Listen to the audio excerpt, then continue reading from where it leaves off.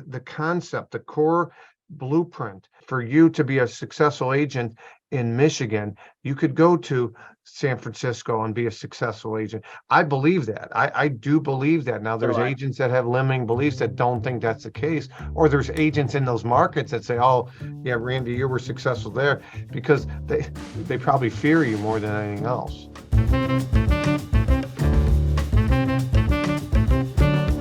I want to thank everybody for watching this video.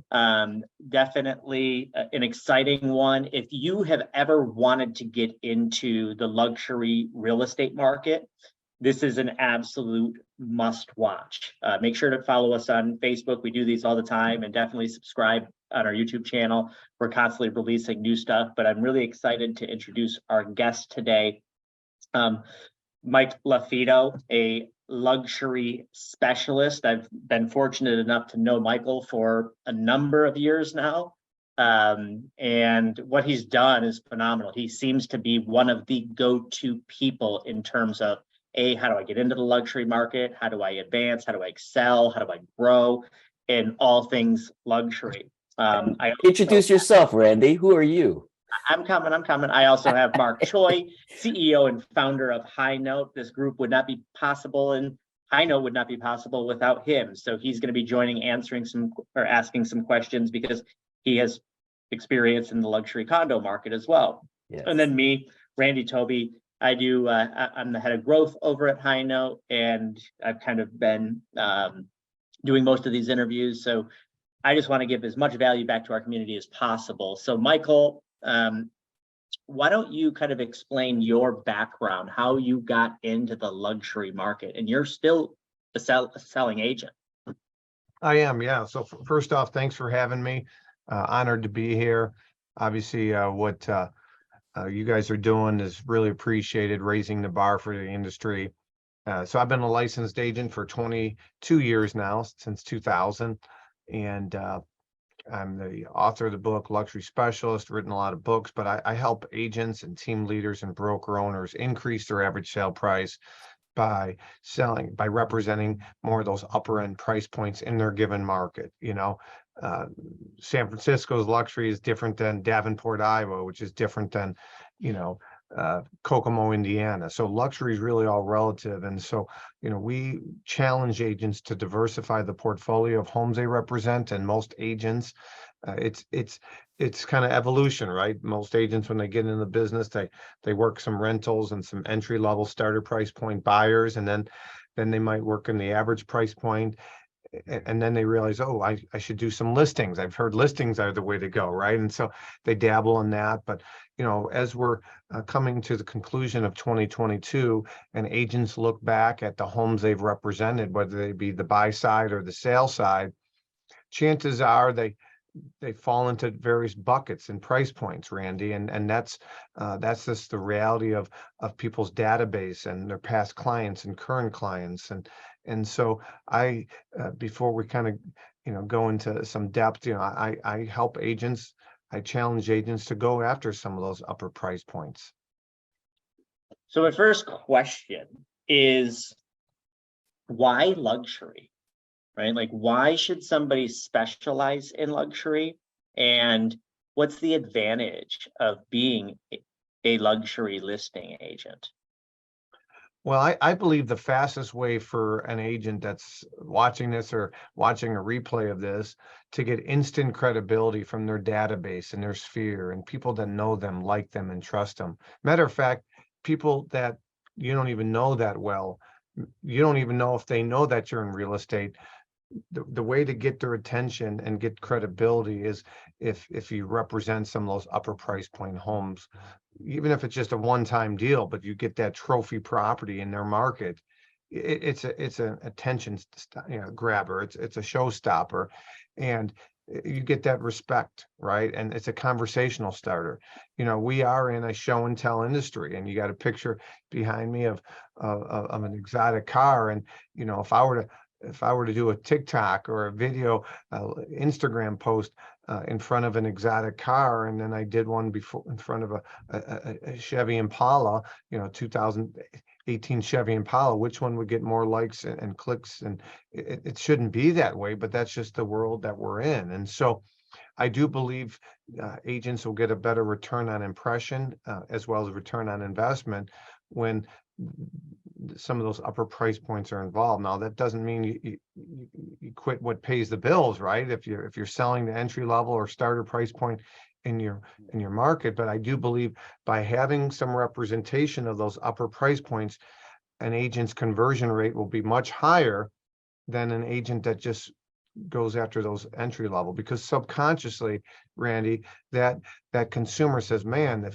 if Randy represents those really cool properties, those sellers must have done some due diligence on Randy. Maybe the office, the manager, their gatekeeper did some background, there's some credit checks or whatever it might be on that agent. So if it's good enough for Randy, then it's probably good enough for us in our average price property. So it's like credibility. It's a reputation setting thing.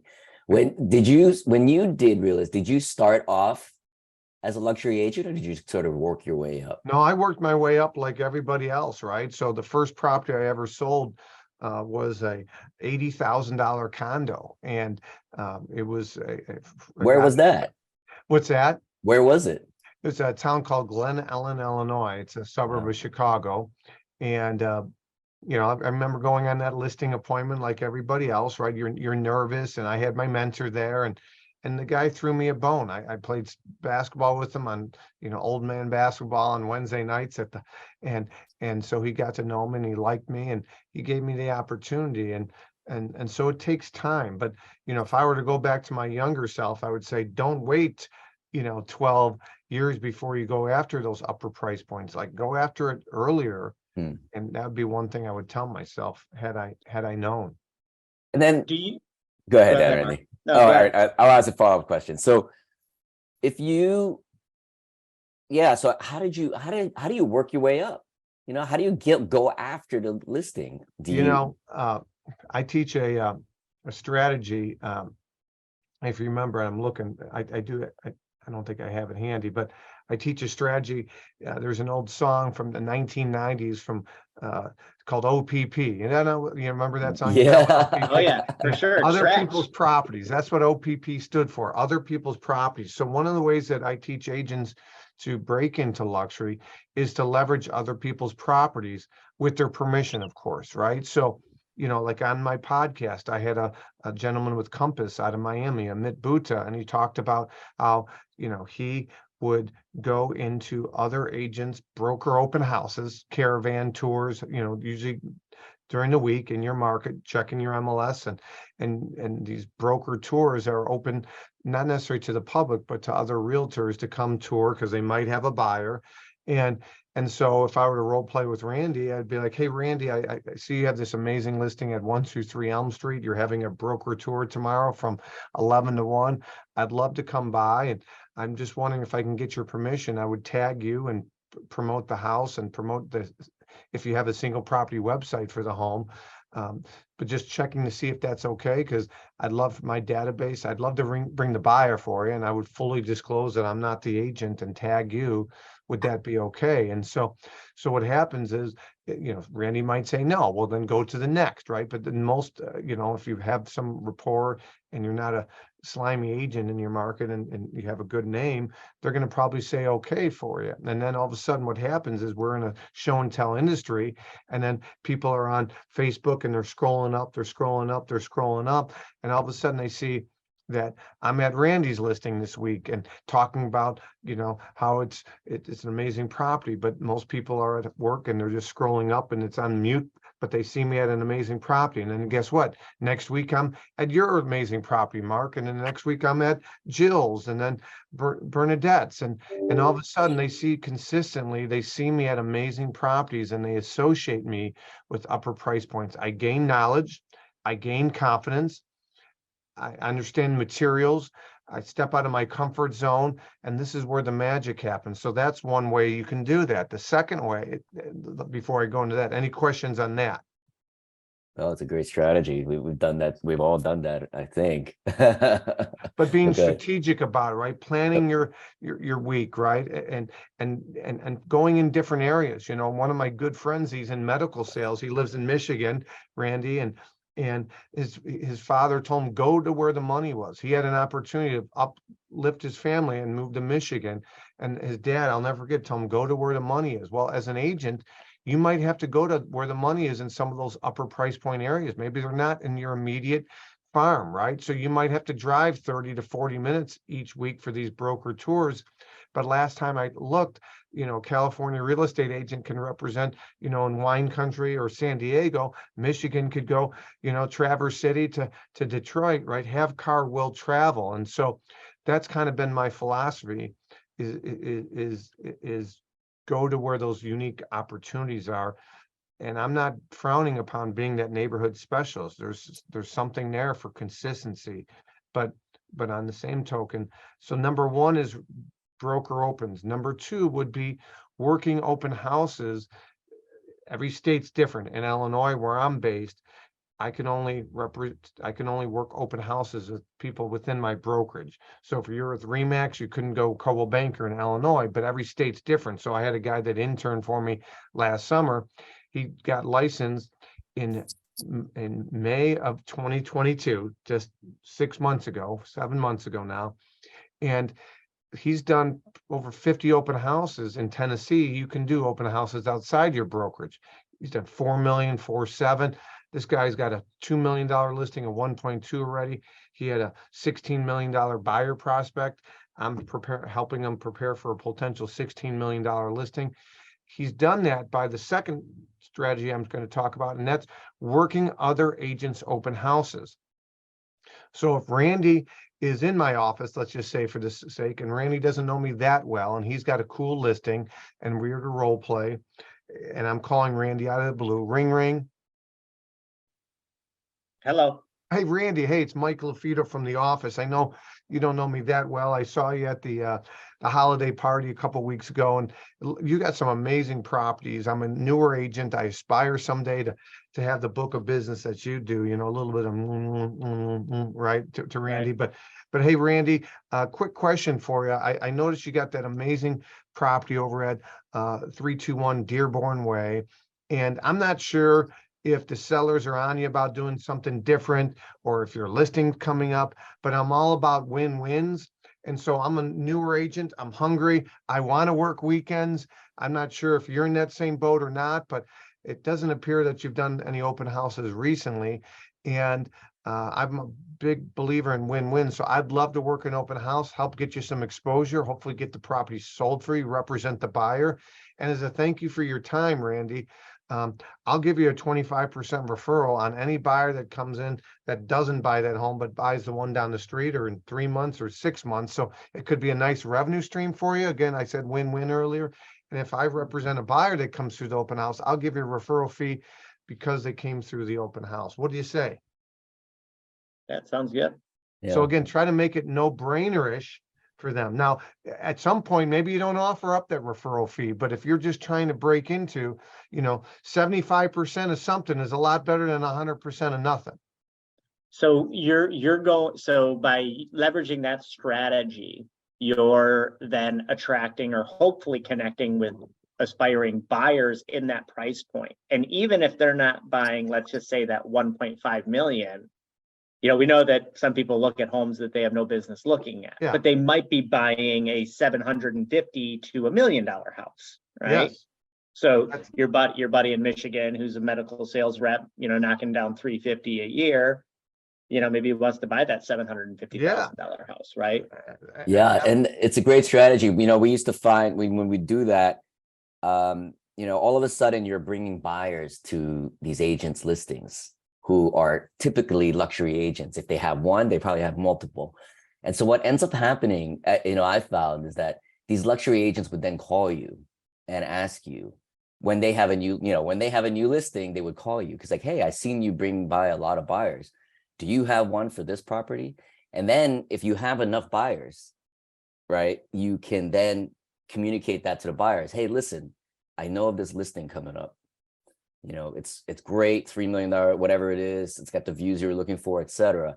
And then you're really providing value to the buyers, and then you become starting to get known as a buyer luxury agent, putting some buyers into contract, and then you have owners, right? And then that's probably how the listings start coming. Is that correct? Yeah, I mean, so the name of the game is listings, right?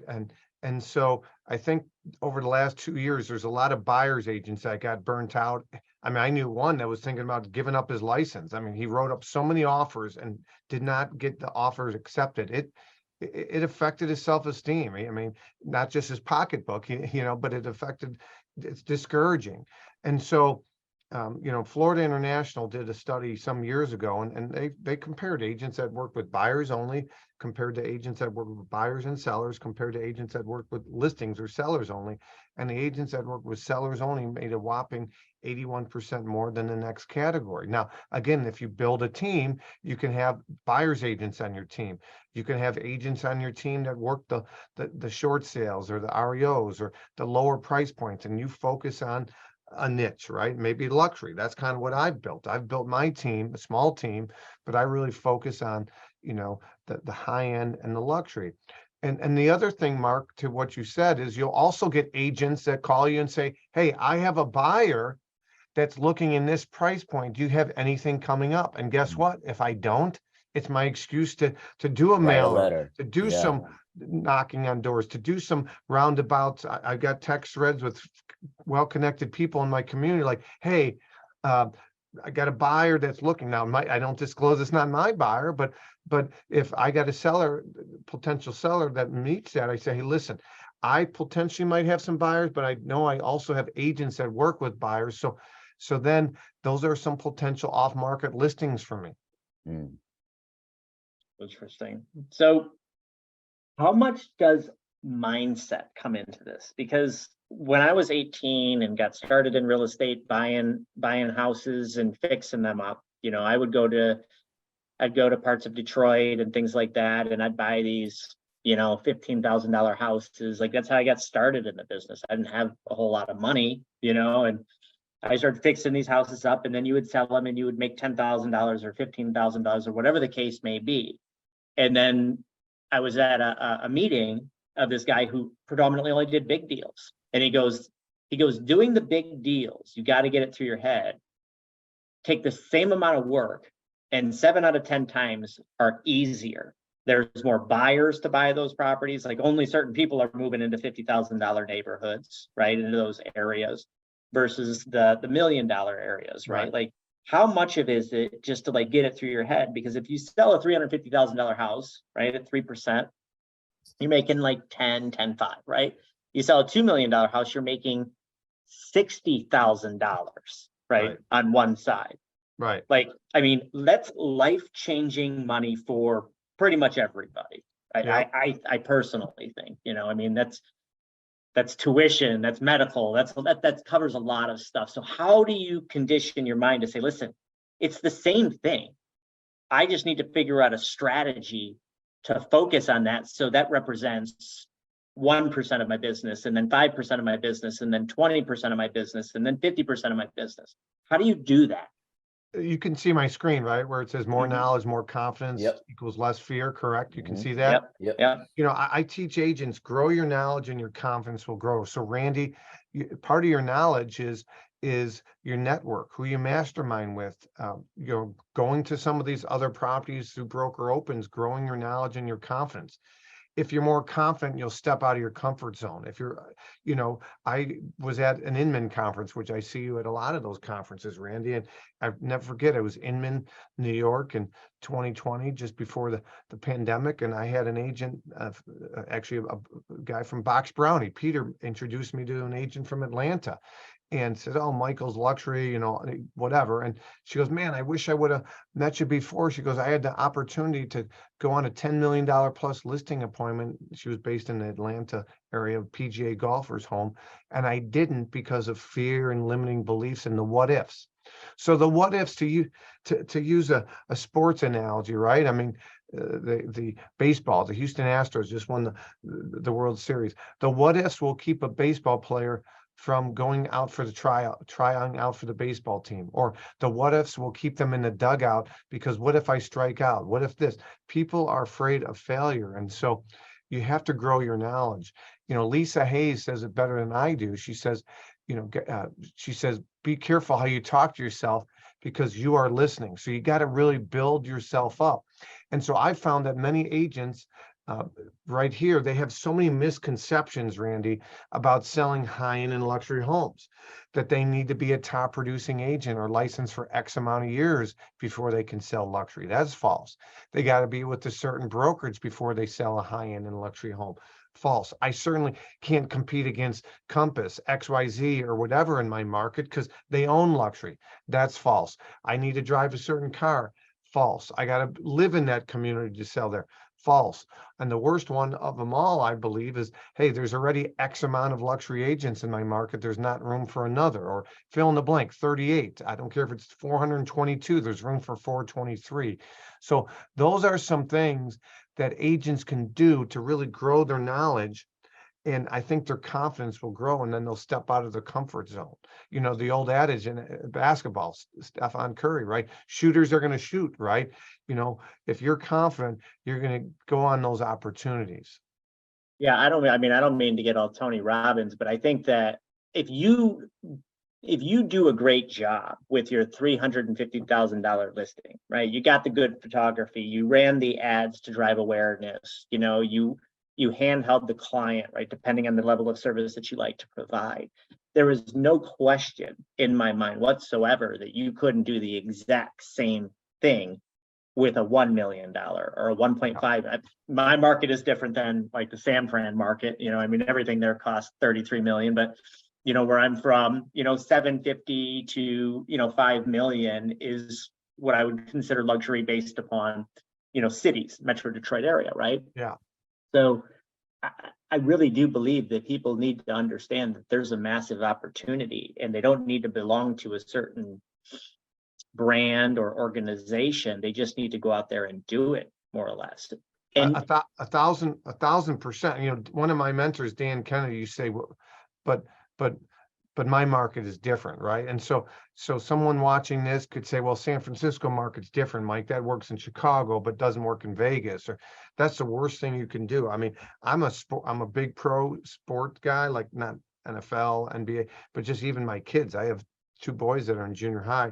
The lessons you learn in sports, but college football just lost a legend, yesterday, Mike Leach. But my point is, you look at these coaches, there's coaches that are successful at the high school level, and then they go to the college level and they're successful there. And they're like the concept, the core blueprint for you to be a successful agent in Michigan, you could go to San Francisco and be a successful agent. I believe that. I do believe that. Now, there's agents that have limiting beliefs that don't think that's the case, or there's agents in those markets that say, oh, yeah, Randy, you were successful there, because they probably fear you more than anything else. Do you think that now, right? I know it was different 20 years ago. Do you think now the brokerage that you belong to makes that big of a difference when listing let's just say a $3 million house? Like me personally, I would hire the person. I know that I'm not hiring the brand. Like I know if I hire Michael or Sally, I'm hiring one of you. So I think that the cell phone and social media and us being able to run ads and all these other things allows us to market ourselves in a very, very unique way, where 20 years ago, only the big companies with the big balloon, and that's not a Remax dig, But now I see people that work for mom and pop brokerages. I see them work for not necessarily recognizable luxury brands, and they're crushing it. So like, do you think that there is an advantage, or do you think that the margin is so slim that like you're just like, just go do it, just brand yourself as luxury? It's what you make of it. We have on the screen right here, there's six, 7 other people on this, just on the screen alone, if Greg in Seattle was a small boutique, I could coach Greg up to leverage being on a small boutique versus the big brokerage. If he's up against a Compass, if he's up against, someone else. Bernadette in Vegas, she could be with a big, Anywhere brand or a Remax, and I can help her leverage that when she's up against somebody else. Uh, but to answer your question, it's all on how you articulate, and you have to be confident in what you bring to the table. You see, there's some people out there that let's just say Greg was with Remax, Greg's team powered by Remax. No, I believe Remax is powered by Greg, and so that's how I always look at it. Don't think like a real estate agent, think like a marketer. So a year ago, I listed a $3 million home in my market. I'm a licensed agent and live in Wheaton, Illinois, suburbs of Chicago. And the guy was a former CEO of Office Max. I mean, big time CEO. Now he's the CEO of Newell Brands. And I was switching brokerages in 2 weeks.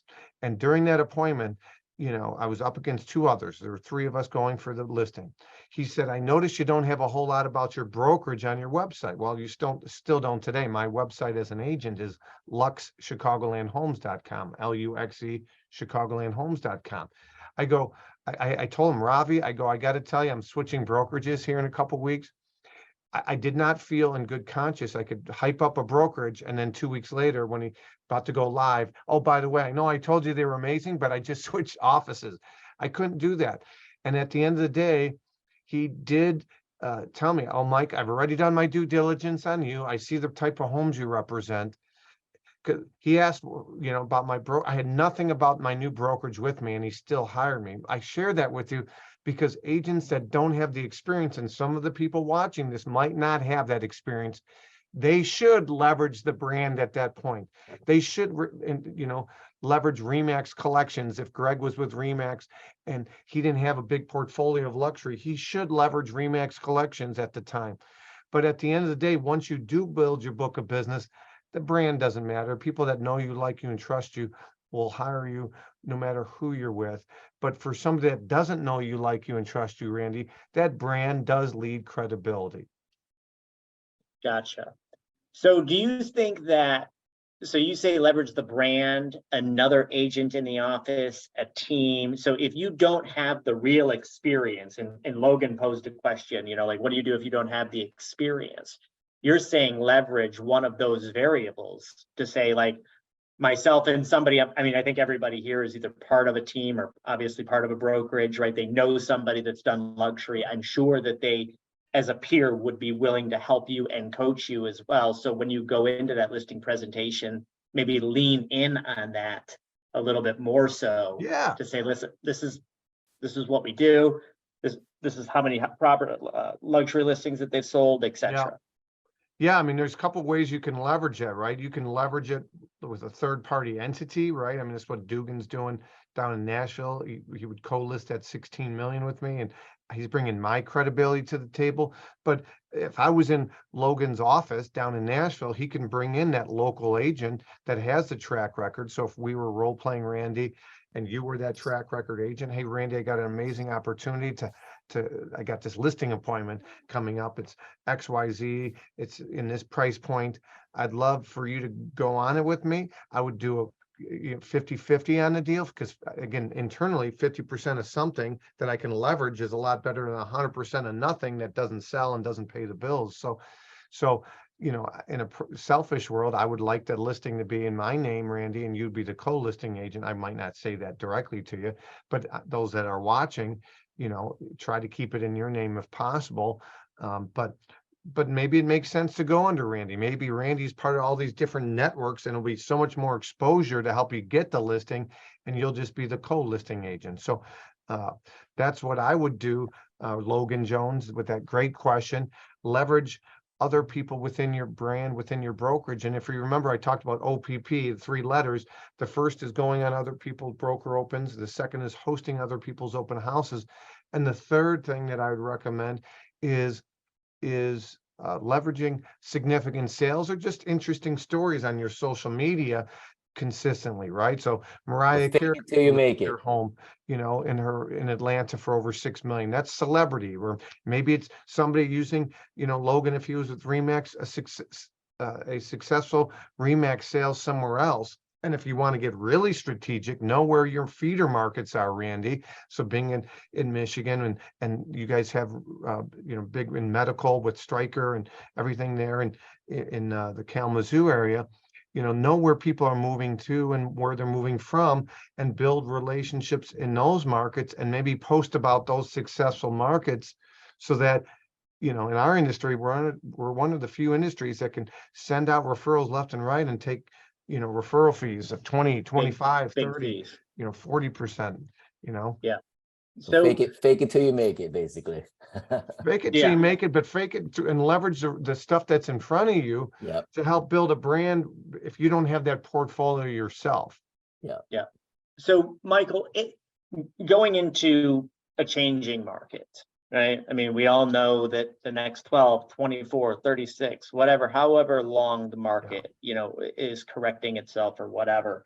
I mean, I'm not doom and gloom, but at the same sense, what can people do today, right? Get started today to start to prepare themselves for 2023 to start scooping up these listings, because we all know that DOM is going to increase, right? Days on market. Yeah. There will be price adjustments and reductions or improvements, right? Depending on how you look at it. What can people do, you know, over the next year to go out and get those listings? Because I do believe people that are in the luxury market will continue to be. Maybe they don't buy a $2.5 million house. Maybe they only buy a $1.7 million house. Like, I get that piece, but people who typically have money still spend money. And those people are also opportunistic. So they're looking for a deal. So I'm not saying that the market's going to crash or anything, but that $2 million house now, they might be able to pick it up for 1.75, right? Or 1.69, or, you know, so what can people do today to get Yeah, so ready to go on the offense? what agents can do today is be top of mind awareness, right? So when someone's thinking about buying or selling in your market, you want to be in that discussion, right? So there's nothing worse than logging on to Facebook and Mark listed his home and I sold Mark his home and Mark didn't even interview me. That's like getting kicked in the shins. That hurts. Oh, that's the worst feeling of them all. It's terrible, right? And so it does happen, and there are some things that you can do to minimize that, right? Stay top of mind awareness, check-ins, call, text, market updates, put them on your database, you know, your CRM, all those things, but they still might go with somebody else. But at least you could say, hey, I did stay top of mind awareness. But so you need to build, you're building a brand, you need to be the resource for the market and for how the market's going, right? And so I'm a big believer in video, Randy, right? Because video can be leveraged in so many ways.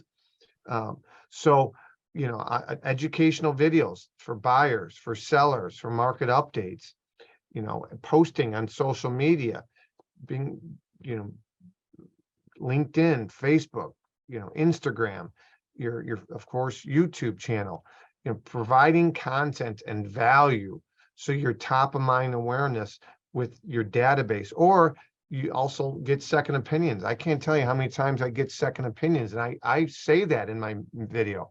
So hey, don't forget, if you know of somebody, they've been looking for a home for some time, they don't feel like their agent is finding them off-market properties, they're getting sent the same recycled homes as everybody else, keep us in mind. We'd be happy to give a second opinion. We have access to off-market properties. That'd be my message to buyers or friends of Mark that are looking to buy in this market. My message to sellers would be, hey, don't forget, if you know of somebody that they've been trying to sell their property for some time, as days on market increase, as price adjustments increase, we'd be happy to give a fresh eyes analysis, second opinion. Many times we sell homes that are listed previously with another agent, sometimes 2 or 3 agents, because we have a very unique marketing plan and we position homes more effectively. So if you know of anybody that needs a free second opinion, have them reach out. So many times we're getting those opportunities by throwing that second opinion. Now, again, it's a code of ethics violation for me to contact you, Randy, if you're listed and Mark said, hey, call Randy, he's listed, he's not happy. But if Mark made an introduction and you called me directly, I can talk to you about that all day. Yeah, well, I mean, even a video, right? Like that, there's nothing wrong. If somebody sees your Facebook video, you're not necessarily marketing to them Yeah, specifically. as long as you didn't That's- target them, correct. Right, right. So, and those are all great in like in theory, right? We know some of those things that we know that we got to do. But for Bill, right, who wants to get into the luxury market, all of those things, minus the video, putting them on social, LinkedIn, aren't targeted efforts to go after luxury, because his database is $470,000, right? The people that he's sold to are buying in that price point. Is there anything specific that people could be doing to say, I want to go after this neighborhood where the average price point is 1.1? Yeah, Like, are there specific techniques that people should be doing to start having those conversations in order to start doing those listing appointments or buyer appointments or whatever? yeah. So first off, start with your database. Okay, start with your database. Again, according to NAR, 90% of consumers had a pleasant experience with their last agent, and they would use the agent again, but only 13% do. Right. So start with your database. That's your oil well. That's your gold mine. Number one. But getting back to your question about, hey, luxury in this turbulent market, shifting market, how do you break into? Well, farming, good old farming, bringing something of value, not just a boring postcard, but market analytics data. I'm on some, Keller Williams agents list. Not me personally, but my neighborhood is. So he sends out a postcard with all the listings and what the average days on the market is, and list price, what it sell at, and what's closed. And he's maybe representing 5% of those, but he's packaging something up and he's providing the data, which is helpful, so that when I want to sell, I have an idea of what things are going, because he's consistently sending it. So, farming, I think, is important. That market that you want to hit, Randy, consistently, at least quarterly, maybe bi-monthly. Monthly is the best, but everybody's on a different budget. Circle prospecting. You can do circle prospecting around. What's circle prospecting? So circle prospecting is, 123 Elm Street sold. Oh, the radius. Got it. Yeah, radius marketing, right? Mhm. So 123 Elm Street sold in a price point that you want to break into, and through roundabout channels, maybe you call Mark, and Mark sold that home. Hey, Mark, I might have one coming on in that market. What kind of activity did you get? Did you get many showings? Were there multiple offers? Sometimes the agents are tight-lipped. Other times they'll talk. Oh yeah, we had 18 showings, 4 other offers. Well, guess what? I'm circle prospecting around that neighborhood and saying, hey, recent home sold in your market. Maybe you list it and you put, it wasn't me that sold it, but there's other buyers that missed out on that. If you've ever thought about selling, your home might be worth more today than it is in 6 months, or was 6 months ago. I personally might have buyers, but I know agents that do, that missed out, contact me. And so there's ways you can leverage other people's sales, even if you didn't represent those. Hustle. If you were to geographically farm a community, and Mark, doing all the luxury condos that you did, from a protection standpoint, let's just say that you put a building on a mailer, Mark, right? And like, you own that was your farm, you mailed them consistently every month, and Right. then all of a sudden a listing comes up in that area. Do you have to like go in and manually remove that? Or if the mailer already goes out and then it gets listed, is that an issue for No, you for people protect watching? yourself on the bottom. If your home is currently listed, this is not a solicitation. Right. Please have your broker contact me, or something like that. Right. If you're not targeting that person, check with your broker. Everybody watching this live, every state's different, but get the languaging to CYA, cover your, what, but that's how you would do that. The other thing, I know you didn't ask this question, Randy, but I have a condo that I'm marketing for 1.8 million in Trump Tower, downtown Chicago. And there's an agent there that owns it. He just sold a $20 million condo there, the penthouse unit, one of the largest sales ever in Chicagoland. And, a lot of agents, don't really get along with this agent. He's kind of, he holds some of the sellers. Basically, if you don't list with me, it's not going to sell. I bring the buyers. Like, he's kind of rough around the edges from what we've been told. And so many agents might look at that, I shouldn't even market that building. This guy owns that building. Okay. But I would challenge you to say, well, there's no other good alternative, because maybe some people don't get along with him. Maybe their personalities don't match, and they're seeking an alternative. And if you're not consistently providing content, even if all the sales are his, check with your Yep. broker, but there's things you can do. Yeah, there was several buildings in San Francisco was like that, where there was a dominator in the building, would literally do 25% of the sales, but like you said, rough around the edges. And there were so many people when some might even say arrogant, right? Oh, super arrogant, right? And some would argue that that's how they get the listings, and that's how they get because of the confidence, right? But when we started encroaching on these guys' territories and we started farming these buildings, I mean, they were not nice to us. But you really have to be fearless about it. You have to keep going at it, be respectful. It's their turf. But be respectful. They're the king. I'm sorry, I'm just trying to make $1. I'm just, and then what happens is you'll find that these sellers, they don't like the guy. There's a lot of people who don't like that arrogant person, and there's going to always be a niche and a market segment for you, especially if that agent is an arrogant person. So yeah, and people jive with different types of people too. Yes. Like one of our clients was going to be doing some video, right? We had a great guest a couple weeks ago talking about YouTube, and there was a guy in this person's market that kind of owned it. Homes for sale, living in. Like, there was a guy in that area that kind of owned the YouTube geographically. And I go, what your advantage is you're different, right? I'm like, you're a woman, he's a guy. Yes. Like, you're going to connect with a different audience, right? A lot of women, like, I mean, in my household, she makes the decisions on where we move, right? Yeah. Like, this is where we want to go. Okay, cool, let's do it. And I think that that's something that's interesting too. Some people might want to work with an aggressive person. Somebody might want to work with a softer person. Somebody might want to work with a male. Somebody might want to work with a female. Yeah. It's who you jive with, right? Absolutely. Like, that's how we pick friends. And this is how a lot of us end up working together. It has nothing to do with one or the other. It's just kind of like, how does this all play? And is there a unique dynamic and what's interesting and different? And yeah.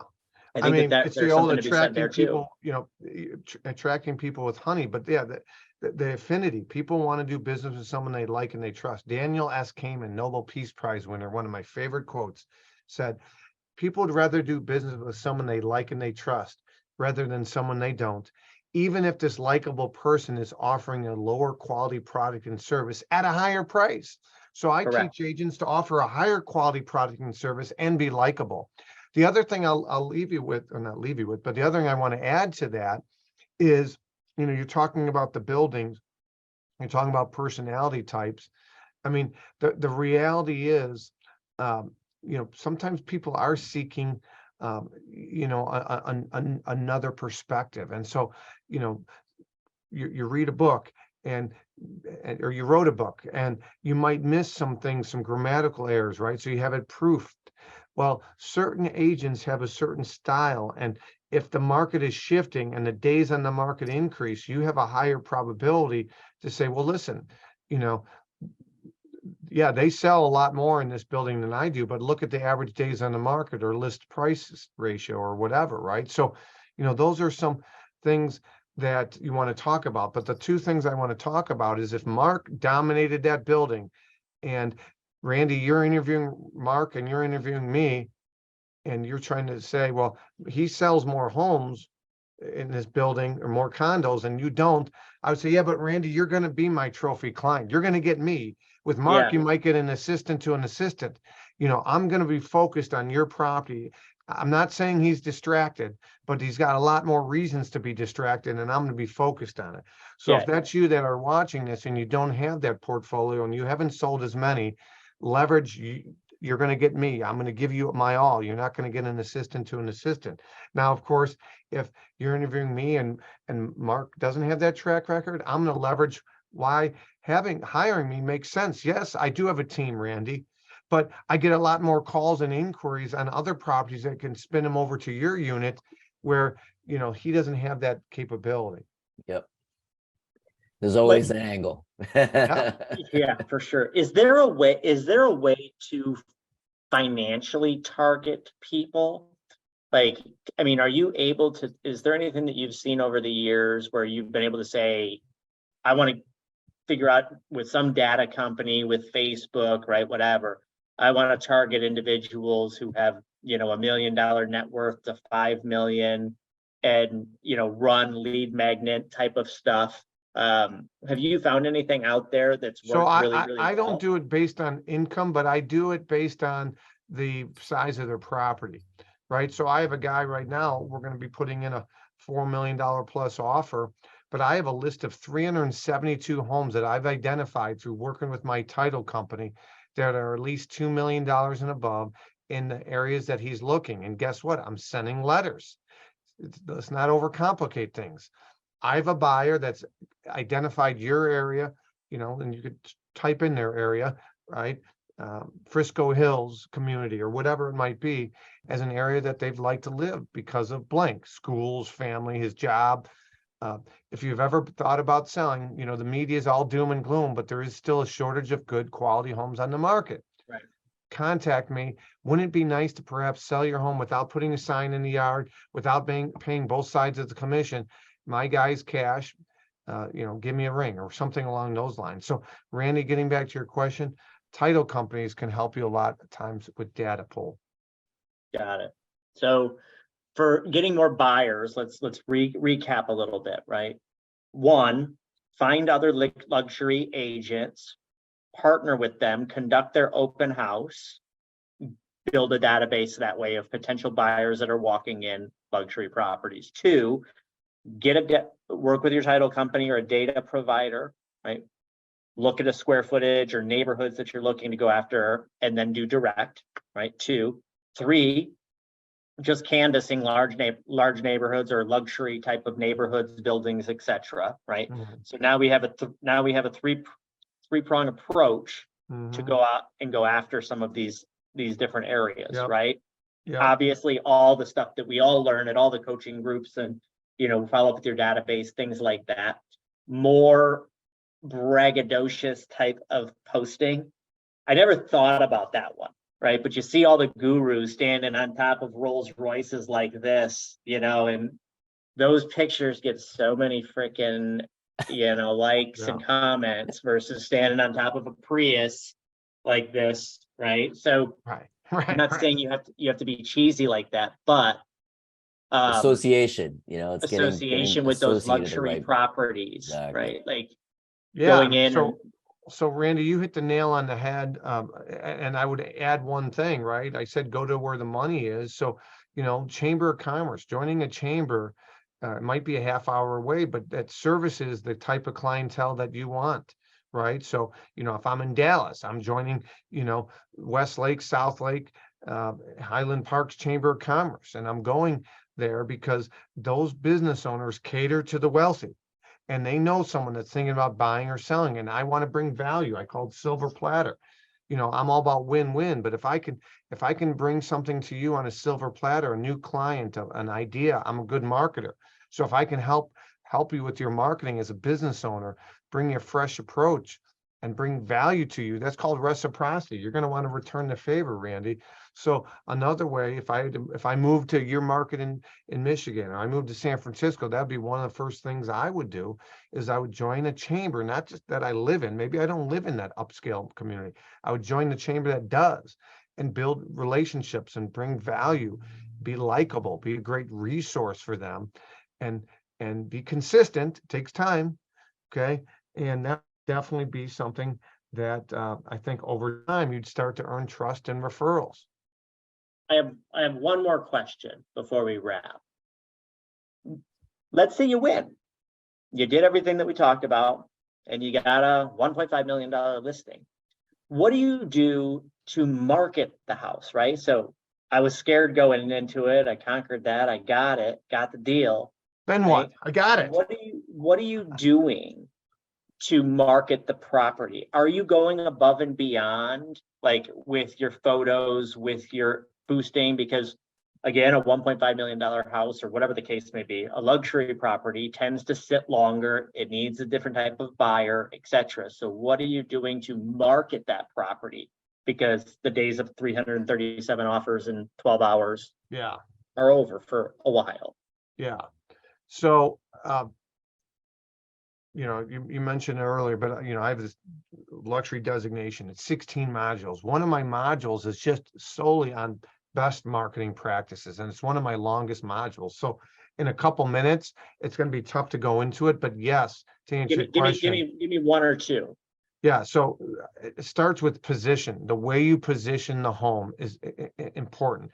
Now, some people use the word staging. It's much more than staging, Randy. But what are you highlighting? What are you emphasizing? What's unique about the property and its location?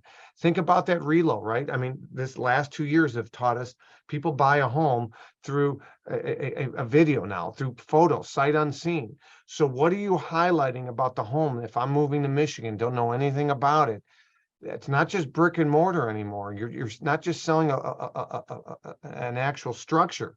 You're selling safeties, proximity to schools, proximity to shopping.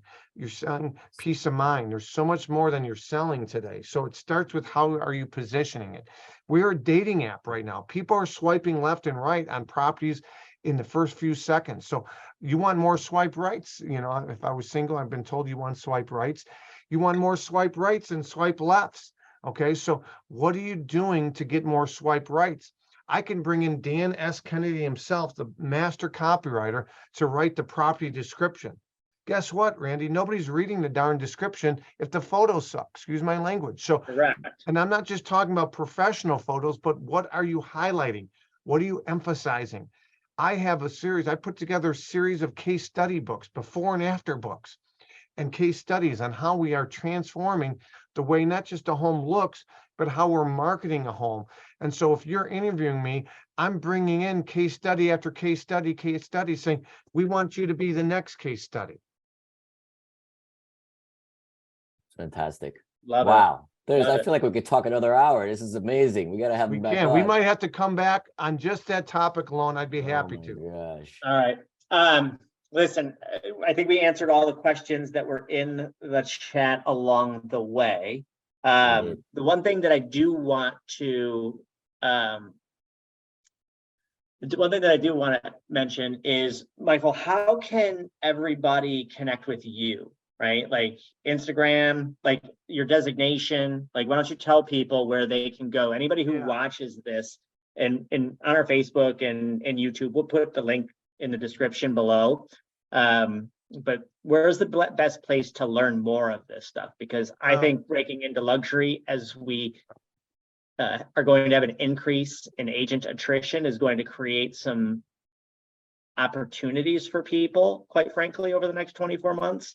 And getting into luxury, I think, is going to be an absolute awesome way to take advantage of that. Yeah, no, I appreciate it. I mean, you know, I'm online, right? So on Instagram and Facebook, you can look up, you know, luxury specialist or luxury listing specialist is kind of the name of our course.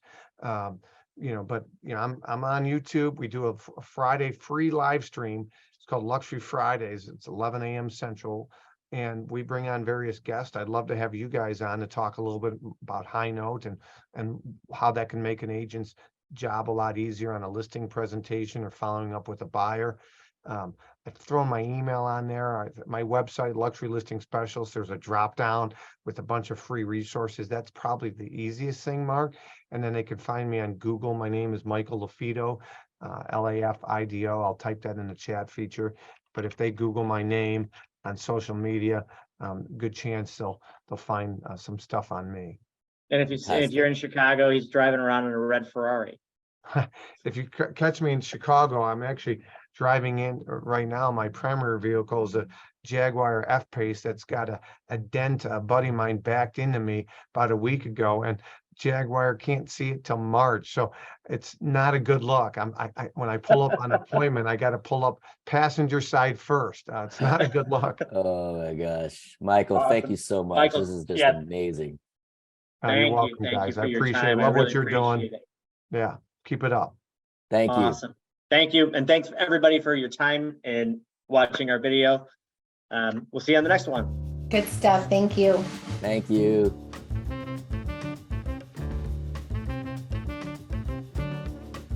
Want to keep getting tips? Hit the subscribe button as well. Thanks for watching, and we hope you get a lot out of this.